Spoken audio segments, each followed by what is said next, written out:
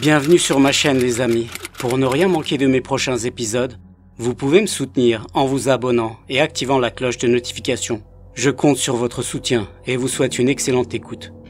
Je m'appelle Salem, j'ai 29 ans aujourd'hui. Je veux partager avec vous l'histoire la plus effrayante et tragique que j'ai vécue il y a plusieurs années. Avant de commencer, je voudrais vous parler un peu de moi et de ma famille. Je tiens aussi à vous dire que j'ai toujours aimé les animaux et qu'étrangement, les animaux m'ont toujours obéi. Pour certains d'entre vous, ce que je viens de dire n'aura peut-être aucun lien avec mon histoire. Mais ceux qui vivent la même chose comprendront pourquoi je précise cela. À l'époque, j'avais 20 ans. Mon frère Talal 23 ans. Et mon frère Mounir 25 ans. Mon père s'appelait Yahya. Et ma mère Dounia. On vivait dans un village où tout le monde s'entendait très bien, comme si on était une seule famille. Sauf une personne, Kamel. Chaque fois que quelqu'un lui demandait quelque chose, il s'énervait et s'éloignait. Kamel n'était pas sociable. Il avait une mère âgée, Basma, que tout le monde appelait Tante Basma. Tout le monde l'aimait beaucoup, car elle était tout le contraire de son fils. Une femme gentille mais fragile, veuve et en mauvaise santé. Les femmes du village lui rendaient souvent visite pour lui demander si elle avait besoin de quelque chose. Kamel avait 39 ans, même s'il n'était pas sociable. Il n'était pas foncièrement méchant, juste très naïf. Un jour, on était au café avec mes frères et quelques amis, et Kamel était assis seul dans un coin. Mon frère Mounir s'adressa à lui. « Hey Kamel, viens t'asseoir à côté de nous. » Kamel secoua la tête pour dire non. Mounir sourit et insista. « Kamel, t'es pas fatigué de rester toujours seul ? T'as aucun ami en plus. Allez viens, on va pas te manger. » Comme Mounir avait insisté, Kamel accepta et s'avança vers nous, inquiet, regardant autour de lui. Il avait l'air d'avoir peur, son regard était inquiet, même si rien ne laissait penser qu'on pouvait lui faire du mal. Pourtant, Kamel était bâti comme une armoire à glace. Il resta debout à distance de notre table. Mounir se leva, prit une chaise à côté de lui et la lui tendit. Kamel saisit la chaise et la tira vers lui, mais resta un peu éloigné de nous. Il s'assit, mit ses mains entre ses genoux et baissa la tête. Mon grand frère lui demanda « Comment elle va ta maman, tante Basma ?» Kamel répondit « Elle va très bien, merci. Et ta maman, comment elle va ?» Mounir répondit « Ma mère va bien aussi, merci. » Kamel avait l'air gêné de parler avec nous, et j'avais l'impression qu'il nous cachait des choses. Mais en voyant ses comportements étranges, j'avais compris que c'était sa nature. Il avait une personnalité complexe. C'était difficile de le comprendre. Il était le seul à être comme ça dans le village. On ne voulait pas lui faire de peine. Et parce qu'on aimait beaucoup sa mère, tante Basma, on faisait tout pour qu'il se sente bien en notre compagnie. Parfois, les enfants du village le traitaient comme s'il était fou. Mais les adultes intervenaient toujours pour les remettre à leur place. Après être resté un moment au café, on sortit et chacun prit le chemin de sa maison. Mounir dit « C'est bizarre, il a l'air d'être quelqu'un de bien. Alors pourquoi il aime rester à l'écart comme ça? Personne ne peut rester seul dans la vie. On a tous besoin d'un entourage pour une vie normale. Lui, il n'a que sa mère. La pauvre tante Basma, elle est malade. Elle a du mal à quitter son lit. Que le Tout-Puissant lui vienne en aide, Inch'Allah. » On arriva à la maison juste après ces paroles. Quelques jours plus tard, alors qu'on mangeait le dîner du soir, on frappa énergiquement à la porte. Mon frère se leva et ouvrit. C'était tante Basma. La pauvre dame avait eu du mal à marcher jusqu'à chez nous. Je dirais même qu'elle avait dû ramper. Mounir l'aida à se lever et l'installa sur un fauteuil. Ma mère lui demanda « Qu'est-ce que t'as, ma grande sœur? Est-ce qu'il est arrivé quelque chose à Kamel ?» Tante Basma prit une grande inspiration et sembla se sentir un peu mieux. J'allais lui chercher un grand verre d'eau. Elle en but une grande gorgée, puis commença à nous raconter. « Si vous saviez, chers voisins, ce qui nous arrive. Je n'arrive pas à en parler aux autres. Kamel a perdu l'esprit depuis quelques jours. Il amène des sacs noirs de poubelle remplis à la maison. Je sais pas ce qu'il y a dedans, mais l'odeur est épouvantable. Il stocke tout ça dans une chambre. Je n'en peux plus. C'est devenu invivable. La maison sent comme la tanière d'un animal. J'entends des bruits étranges venant de cette chambre. Et quand je l'interroge, je lui dis « Kamel, qu'est-ce qu'il y a dans ces sacs? Qu'est-ce que tu ramènes à la maison ?» Il me répond « Ne t'en mêle pas, laisse-moi tranquille. J'approche à la fin. On va bientôt trouver la paix. » Et pendant que tout le village dort, vers 2h ou 3h du matin, il transporte encore ses sacs remplis à l'intérieur. Quand tante Basma avait terminé de parler, mes frères et moi, nous nous regardions étonnés. Mon père demanda « Et à ton avis, qu'est-ce qu'il peut bien rapporter à la maison ?» Tante Basma gardait un regard effrayé. Croyez-moi, je ne sais pas. J'ai tellement peur la nuit. J'ai l'impression qu'on me traîne par les jambes, Comme si quelque chose voulait m'emporter. Je crois que la maison est occupée par des djinns. Ma mère fit l'invocation du refuge, puis lui dit doucement que le Tout-Puissant vous en garde. Ne parle pas comme ça, s'il te plaît.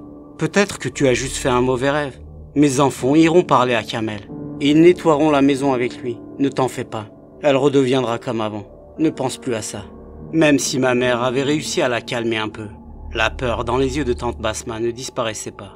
Après s'être reposée un instant, tante Basma me regarda et dit « Mon fils, et si tu me raccompagnais chez moi ?»« Bien sûr, ma tante, si tu veux, je suis prêt. » Répondis-je aussitôt. Talal s'approcha. « Attends, je viens aussi. On verra Kamel en même temps. » À ce moment-là, le téléphone de notre grand frère se mit à sonner. On laissa Mounir derrière. Et avec tante Basma, on sortit dans la fraîcheur de la nuit. Elle avançait lentement, s'arrêtant de temps à autre pour reprendre son souffle. « Désolé mes fils, je vous ai dérangé en pleine nuit. » murmura-t-elle, la voix pleine de fatigue. « Ne t'en fais pas ma tante, » répondit Talal avec tendresse. « On est comme tes fils. Si tu as besoin de quoi que ce soit, n'hésite jamais.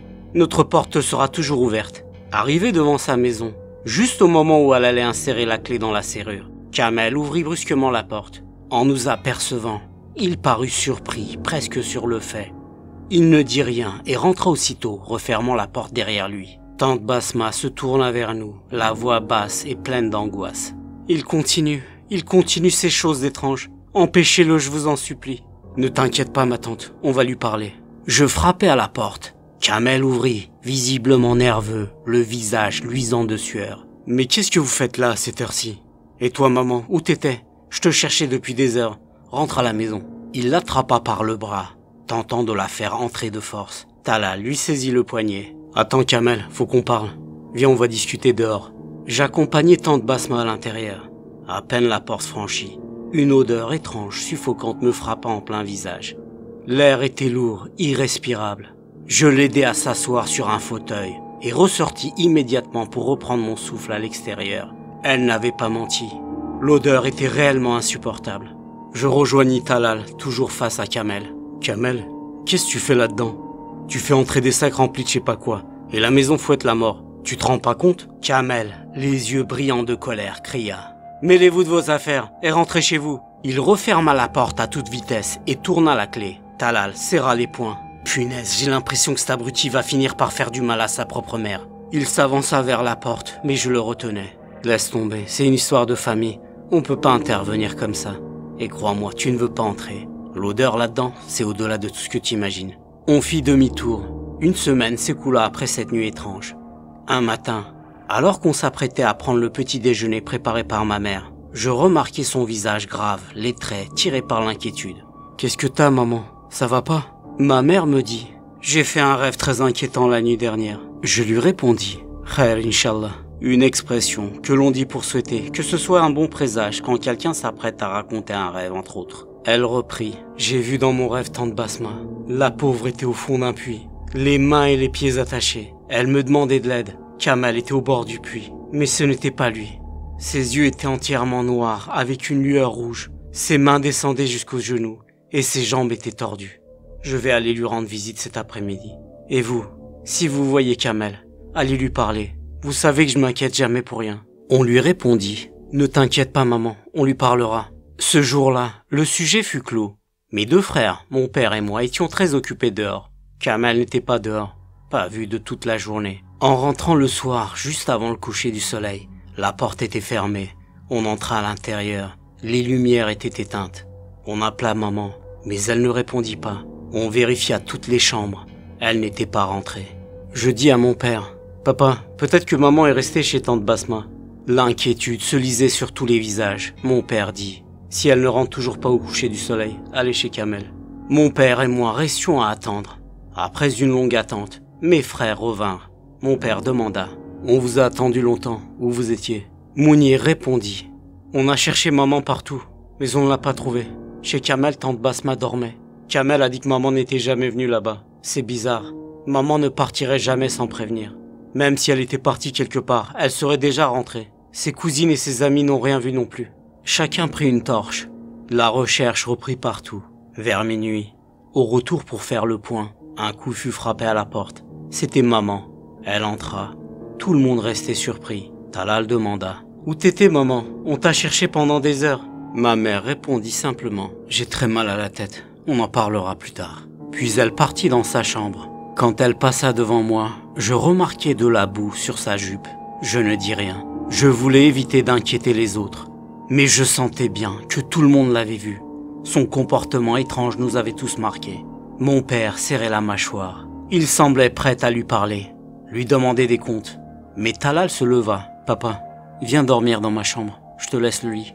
Demain, quand maman se réveillera, on en discutera. Talal vint dormir dans ma chambre, comme quand on était enfant. À l'époque, il dormait souvent à côté de moi, surtout quand je faisais des cauchemars. Mais ces temps-là étaient loin.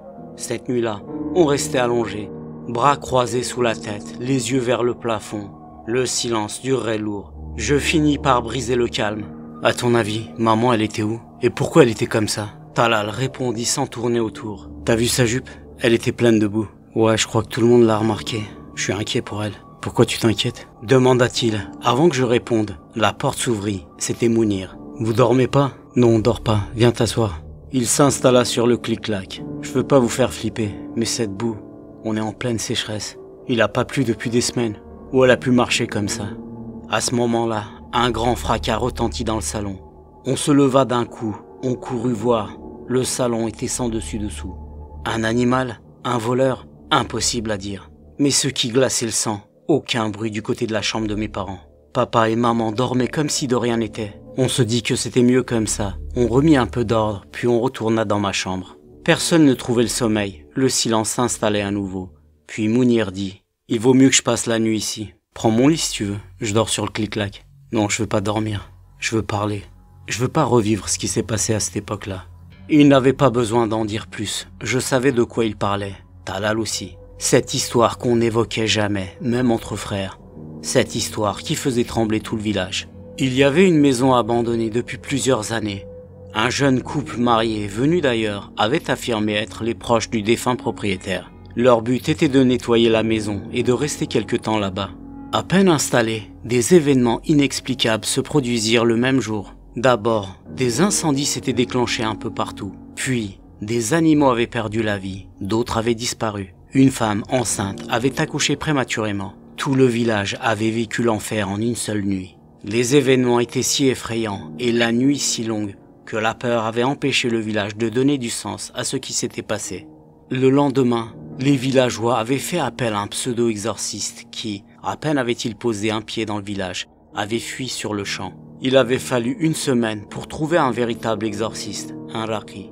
Mais à son arrivée, il ne restait plus un seul animal vivant et plusieurs objets de valeur avaient été détruits ou avaient disparu. Le maître exorciste s'appelait Karim. Il demanda à tous les villageois de faire leurs ablutions avec de l'eau propre, puis de se réunir à la mosquée.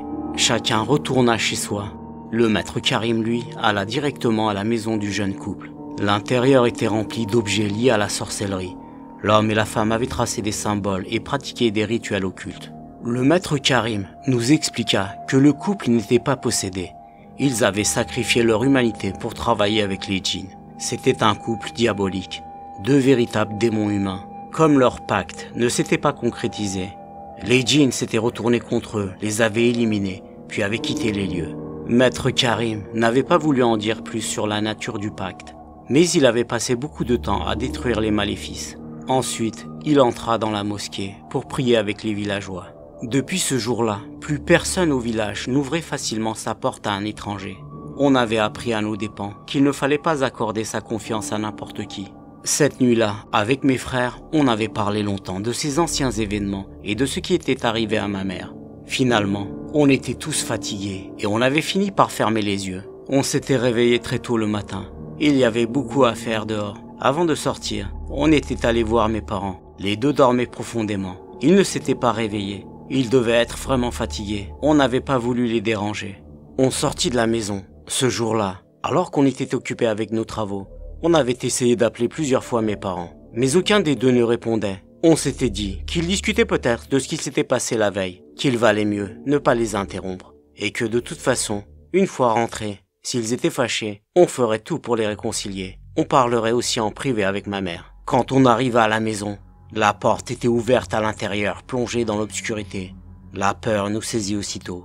On courut à l'intérieur et on allumait la lumière. On resta figé. L'intérieur était sans dessus-dessous. Tout était cassé, renversé, brisé. On vérifia toutes les chambres. Mais mes parents n'étaient nulle part. Leur lit, lui, était couvert d'une substance étrange qui ressemblait à de la boue. L'odeur à l'intérieur était insupportable. Une puanteur forte, épaisse, presque vivante. On n'avait pas pu y rester plus longtemps. On sortit et on referma la porte derrière nous. Chacun d'entre nous partit dans une direction différente pour chercher nos parents. On fouilla partout, les moindres recoins du village. Même nos amis se joignirent à nous, mais en vain. On passa chaque rue au peigne fin, jusqu'à la nuit tombée. Alors on rentra à la maison. On s'était mis d'accord. Si nos parents n'étaient toujours pas là le lendemain matin, on irait directement à la gendarmerie. Mais quand on ouvrit la porte, on resta sans voix. L'intérieur était parfaitement rangé. Rien n'avait été cassé. Et nos parents, ils étaient là, assis à table, immobiles. Ils nous fixaient. Le silence était glacial. Tout cela n'avait aucun sens. Et pourtant c'était bien réel. On n'avait pas rêvé. Mon frère Talal leur lança. « Vous vous moquez de nous ou quoi? On vous a cherché depuis ce matin. » Aucune réponse de leur part. Il s'approcha de la table, frappa fort dessus et cria « Réveillez-vous !» Je sentais la peur m'envahir. Je priais au fond de moi pour que tout ça ne soit qu'un cauchemar. Et c'est là qu'il se mit à rire. Un rire rauque, profond, inhumain. Mon père monta sur la table à quatre pattes. Ses yeux devenaient entièrement noirs. Ce n'étaient pas nos parents. On se tourna vers la porte pour fuir, mais elle était recouverte jusqu'à la poignée de scorpions, des dizaines. On courut nous réfugier dans la chambre de mes parents, et là, on tomba sur leur corps sans vie, déchiquetés comme par une bête sauvage. On repartit en panique vers une autre chambre. Les murs étaient recouverts de symboles étranges et la pièce remplie d'abats d'animaux. On retourna dans le salon, mais ce n'était plus du tout le même endroit. Un incendie avait éclaté. Et par les fenêtres, des visages inhumains nous observaient. Les choses qui avaient pris l'apparence de nos parents couraient dans tous les sens. La créature qui ressemblait à notre mère se mit à grandir. Elle devint monstrueuse. Elle attrapa Talal d'une main, une fumée noire sortit de sa bouche et entra dans la sienne. Mounir tenta de l'arrêter, mais l'autre créature l'attrapa aussi. Même chose, la même fumée. Ces créatures lâchèrent ensuite mes frères. Ils s'effondrèrent inconscients. Je courus vers la fenêtre et je sautai dehors, puis je me réveillai dans mon lit. J'étais en sueur, c'était le matin. Il n'y avait personne à côté de moi, je ne savais pas quoi faire. Je me levai et allai vers la fenêtre. Je l'ouvris et respirai profondément. Ce cauchemar m'avait vraiment marqué. La porte de la chambre s'ouvrit avec un grincement. Je me retournai, c'était ma mère. Elle avait des blessures, des points de suture sur le visage. Je courus vers elle et lui demandai « Maman, qu'est-ce qui t'est arrivé ?» Mais je me réveillai de nouveau dans mon lit. C'était mon second réveil. Mon cœur battait à tout rompre. Cette fois, j'étais enfin vraiment réveillé, sorti de ce maudit cauchemar. Je me levai et allai dans le salon. Il n'y avait personne. J'appelai mes parents et mes frères à haute voix, mais la maison était silencieuse. J'étais seul. Soudain, on frappa à la porte. C'était mon ami d'enfance, Wassim. « Eh, pourquoi tu réponds pas au téléphone, mon pote? Je t'ai appelé au moins 1000 fois. Tu viens ou quoi ?» Je lui répondis. « Où tu veux que je vienne? C'est l'inhumation de Tante Basma. Tout le monde est là-bas. Tonton Yahya m'a dit d'aller réveiller ce paresseux. » Je demandai à Wassim. « Wassim, quand est-ce qu'elle est morte, Tante Basma ?» Il me répondit. « Tu parles trop, mon pote. Allez, viens. » Puis il m'attrapa par le bras et m'entraîna jusqu'au cimetière. Tout le monde était là-bas. Kamel restait en retrait, en pleurs. « Maman, pourquoi tu m'as laissé seul ?» disait-il en se roulant par terre. Certains essayaient de le réconforter. Moi, j'essayais de reprendre mes esprits. J'avais perdu toute notion du temps. Je ne savais pas combien d'heures ni de jours s'étaient écoulés. Après que les obsèques furent terminées, chacun rentra chez soi ce soir-là. Beaucoup de questions tournaient dans ma tête, mais je n'avais pas encore trouvé le bon moment pour les poser.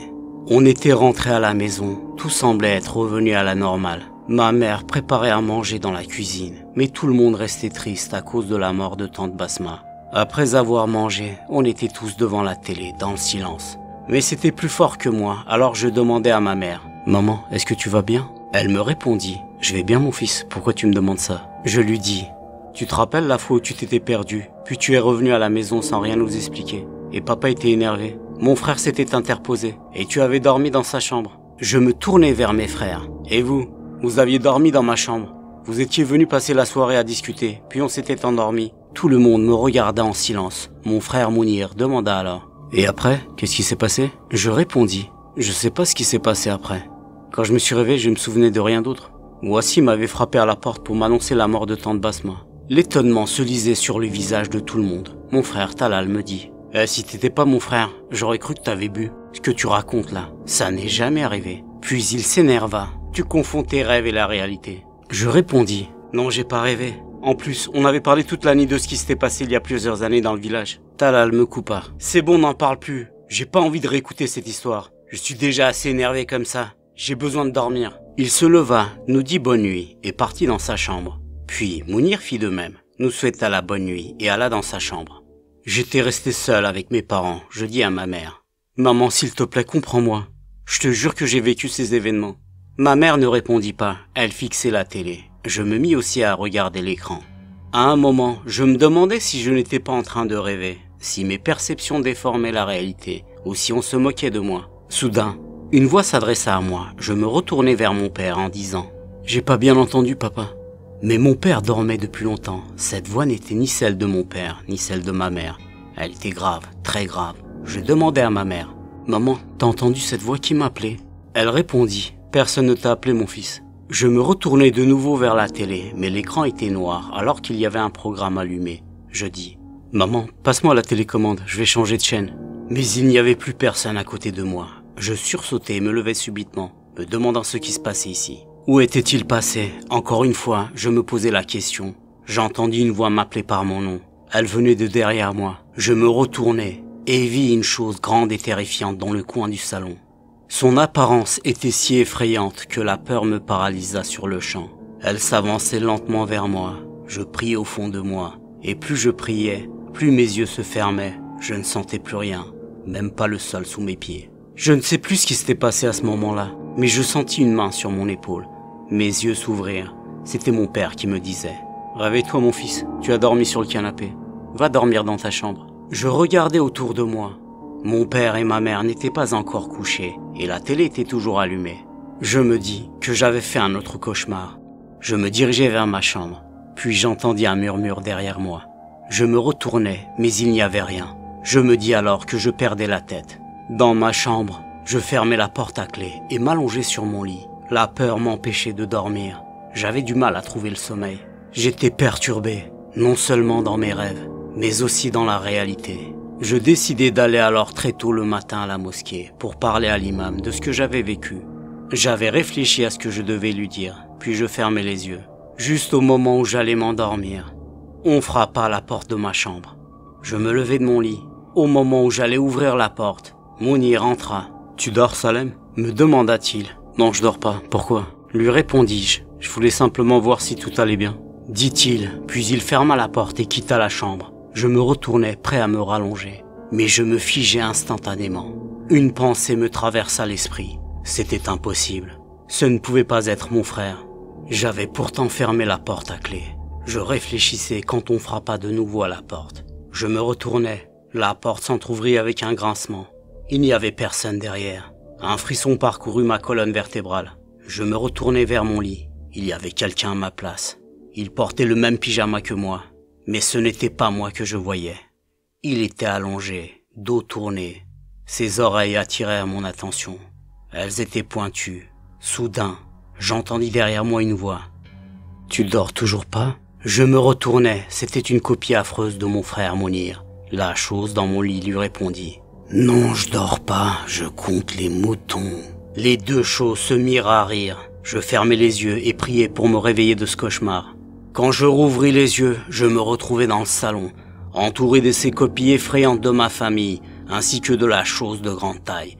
Elles riaient tous de moi, puis elles se jetèrent sur moi, m'attrapèrent par les bras et les jambes, me traînèrent au sol et me firent sortir dehors. Je voyais des incendies dans les maisons. Le village était en feu. J'entendais des cris des gens enfermés chez eux. Je voyais des incendies dans les maisons. Le village était en feu. J'entendais les cris des gens enfermés chez eux. Je continuais à être traîné par les jambes jusqu'au cimetière. Ils me mirent dans un cercueil. J'étais tout nu. On me recouvrit de serpents et de scorpions. Je criais de toutes mes forces, mais j'étais paralysé. Ils fermèrent le couvercle. Je fermai les yeux et me mis à réciter ma profession de foi, la shahada. Je me réveillai dans un hôpital. Wassim était à mon chevet. « Alhamdoulilah, tu t'es réveillé mon frère. dit-il, puis il fonça chercher quelqu'un. 2 infirmières vinrent et me contrôlèrent. Elles dirent à Wassim, « Ne vous inquiétez pas, votre ami va bien, il va guérir. » Puis elles sortirent de la chambre. Wassim vint s'asseoir sur la chaise à côté de moi et me demanda, « Comment tu te sens mon frère ?» Je lui répondis, « Je sais pas comment je suis arrivé ici.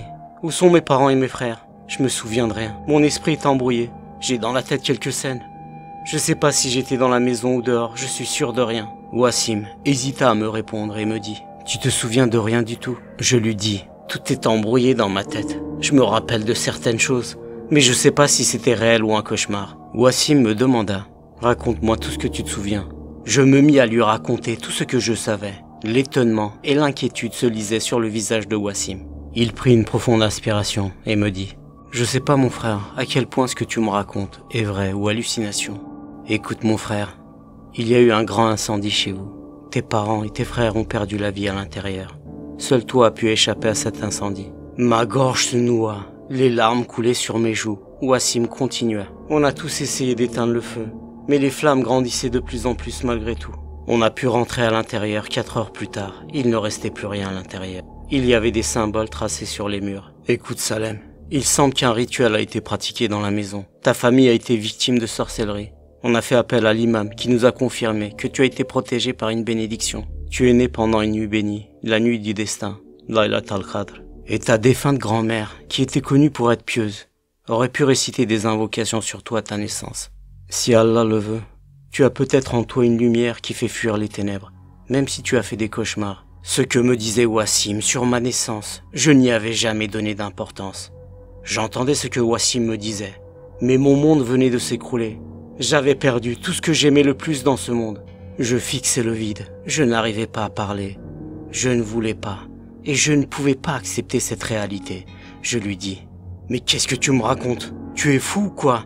Tu veux me faire comprendre que j'ai perdu toute ma famille? Est-ce que tu te rends compte de ce que tu viens de me raconter ?» Wassim baissa la tête et dit à voix basse, « Je suis désolé Salem, mais tout est vrai malheureusement. » Après quelques semaines en psychiatrie, j'avais gardé pour moi toutes les choses étranges que j'avais vécues. Les médecins n'auraient jamais pu comprendre. J'avais fini par sortir, mais au fond de moi, tout restait flou, comme un secret trop lourd à porter. Le village m'était insupportable. J'étais hébergé chez un cousin. J'étais sur le point de partir définitivement, mais je devais savoir ce qui s'était réellement passé. J'allais dans notre maison, tout était en cendres, mais il y avait des symboles étranges, et comme des dessins de créatures, comme celles que j'avais vues dans mes rêves. Il fallait que je sache qui avait fait ça. Je ne pouvais pas partir sans savoir qui m'avait pris ma famille. Je partis à la mosquée et demandai à l'imam qui était le responsable de tout ça. Il me répondit, « Mon fils, mes connaissances ne me permettent pas de savoir. » Il m'expliqua ce que Wassim m'avait dit à l'hôpital, et il fit de son mieux pour me sortir de mon mal-être. Mais rien n'y faisait. Le jour suivant, alors que je passais devant la maison de Kamel, je ressentis une impression étrange. Je regardais la maison, l'intérieur semblait sombre, et en l'espace de quelques secondes, je vis 2 yeux rouges luisants me regarder, puis disparaître dans l'obscurité. Mes poils se hérissèrent, je m'avançai à l'intérieur. La porte s'ouvrit d'elle-même. Mes yeux s'habituèrent petit à petit à l'obscurité. L'odeur à l'intérieur était insupportable. Je m'adressai plusieurs fois à Kamel. Je n'avais aucune réponse. À un moment, j'entendis une voix basse. C'était la voix de tante Basma. Elle disait « Aide-moi mon fils !» Je me dirigeai à l'intérieur de la chambre d'où venait la voix. Cette scène me choqua.